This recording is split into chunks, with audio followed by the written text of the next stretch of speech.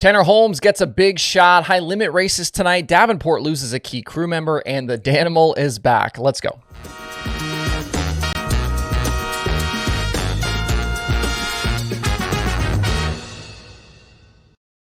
It's Tuesday, August 15th. I'm Justin Fiedler. This is Dirt Tracker Daily. We'll just dive right into it today with the big sprint car ride news from yesterday.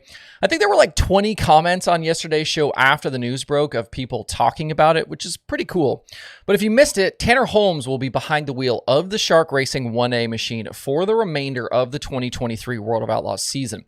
He will fill the void left by Jacob Allen deciding to sit out for a while. Holmes will kick off his tenure with the team tonight at Huset's with the High Limit Series. He's then going to race Jackson this weekend for the Jackson Nationals. He's going to go to North Dakota and then trek west at the end of the month. He'll then race in the car with the World of Outlaws all the way to World Finals. The situation with Jacob and the 1A started back at Williams Grove a few weeks ago when he decided to sit out the second night of the Summer Nationals. He then returned to the car, though, after the Grove, running Weed Sport and the 2 nights at Peevely. Last week, and as we talked about on the show, the team announced just hours before the Knoxville Nationals was set to begin that Allen would not race the biggest event on the sprint car calendar and that Chase Dietz had been tapped to run the car for the rest of the week instead.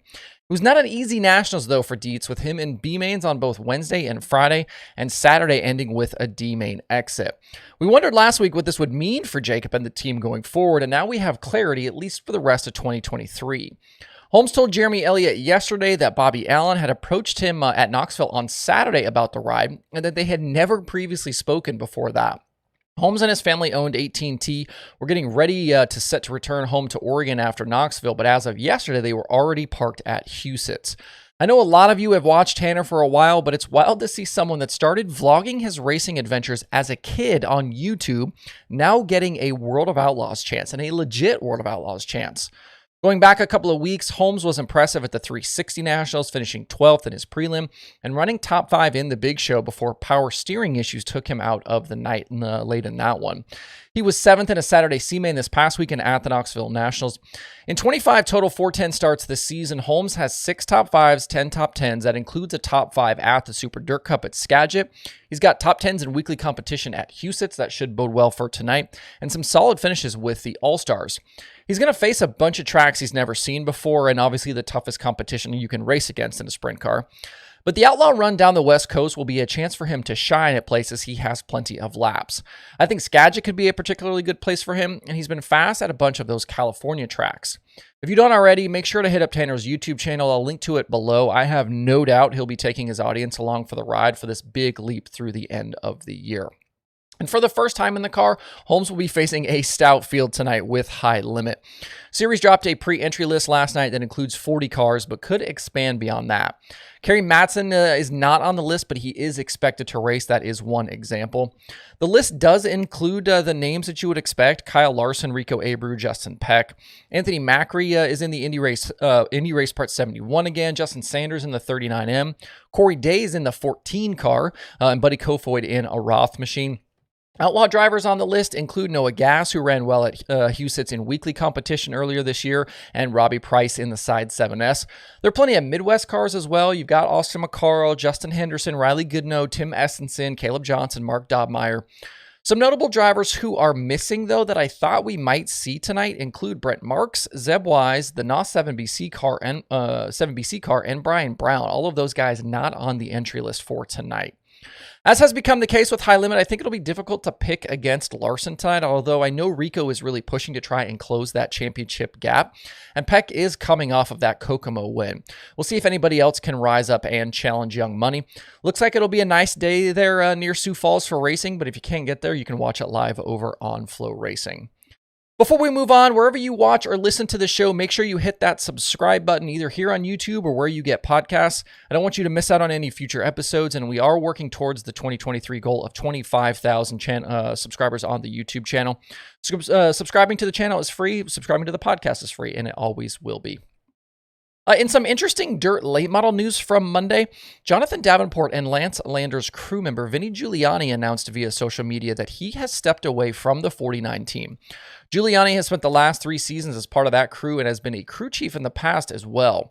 Vinny was actually a past Conversations guest of mine back when he was in charge of Kyle Strickler's team. He's going to run his own business going forward, supporting Longhorn and Bilstein teams and as a dealer for several suspension brands, so he's still going to be sticking around the late model pit area. After what was a pretty incredible 2022 season where he earned over $2 million, Davenport's Lucas season started pretty slow in 2023, but that team has been much better since May with Corey Fosvet in charge. Multiple wins, and they've put themselves solidly into position for that Lucas championship chase. Good luck to Vinny in his new direction. At Brewerton Speedway last night, the Super Dirt Car Series kicked off a 3-race week. At the end, it was Mat Williamson driving by Matt Shepard on the high side, coming to the white, and then driving on to the victory. Shepard and Tim Sears Jr. joined him on the podium. This is part of the Super Dirt Car Series Summer Fast. There were fireworks, though, between Williamson and Danny Johnson, who led laps early in that one.